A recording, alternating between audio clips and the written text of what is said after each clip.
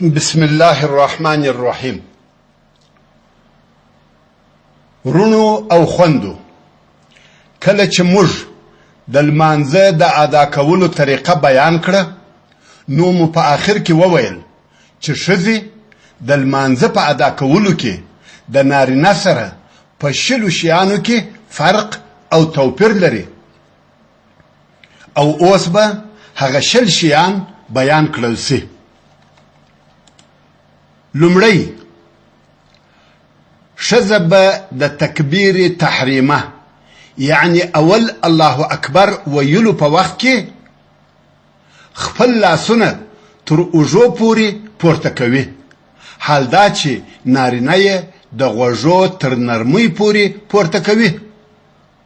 دوهم، ښځه به په دغه تکبیر تحریمه کې لاسونه د لستوڼي یا پوړنې څخه نه راباسي، او نارینه باید د تکبیر تحریمه په وخت کې لاسونه تر لستوڼو راوباسي. دریم، ښځه باید د ولاړې په وخت کې د ښي یا راسته لاس ورغوي د کیڼ یا چپه لاس پر شا کښیږدي، او نارینه باید ښی لاس د کیڼ لاس پر بند کښیږدي.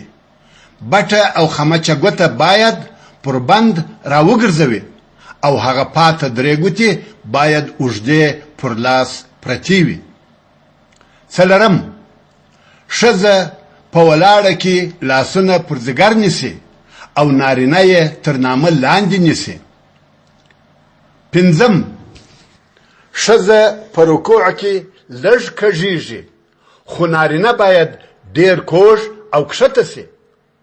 شپږم، ښځه په رکوع کې پر خپلو لاسونو زور او تکیه نه کوي، خو نارینه په رکوع کې پر خپلو لاسونو زور او تکیه کوي. اووم، ښځه په رکوع کې د لاسونو ګوتې نه خلاصوي، خو نارینه د لاسونو ګوتې خلاصوي او زنګنونه په نیسي. اتم، ښځې په رکوع کې یوازې پر زنګنونو لاسونه ایږدي، خو نارینه خپل زنګنونه په قوت سره نیسي. نهم، ښځه په رکوع کې خپلې څنګلې په خپلو بغلونو پورې موښلوي، خو نارینه خپلې څنګلې د بغلونو څخه لرې نیسي. لسم، ښځه په رکوع کې سره ټولوي، او نارینه د دغه حالت څخه مخالف وي. یولسم، ښځه په سجده کې لاسونه د بغلونو څخه نه جلا کوي، او نارینه به لاسونه د بغلونو څخه لرې نیسي.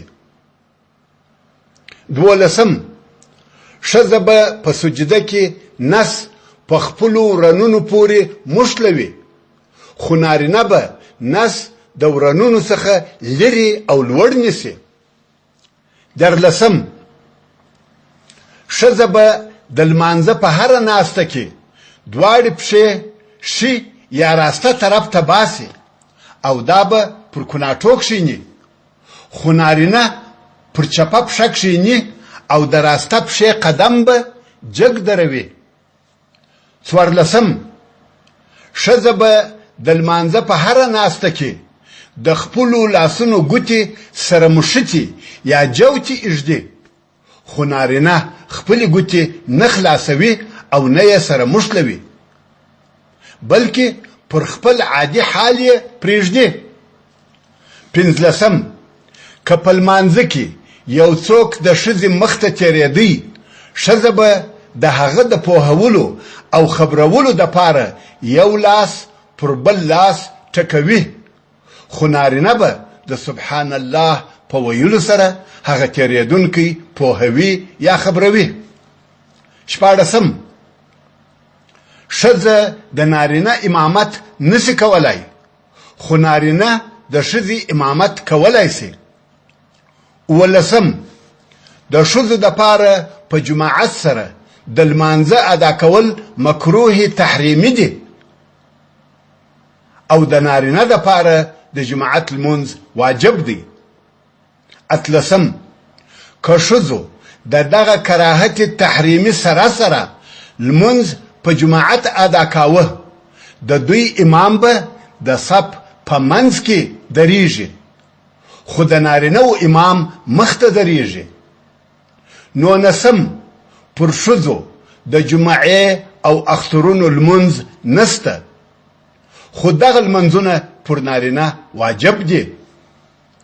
20 د ښځو دپاره د سهار لمونځ په تاریکه کې مستحب دی، خو د نارینه دپاره د سهار د لمانځه ادا کول په روښنایي کې مستحب دی.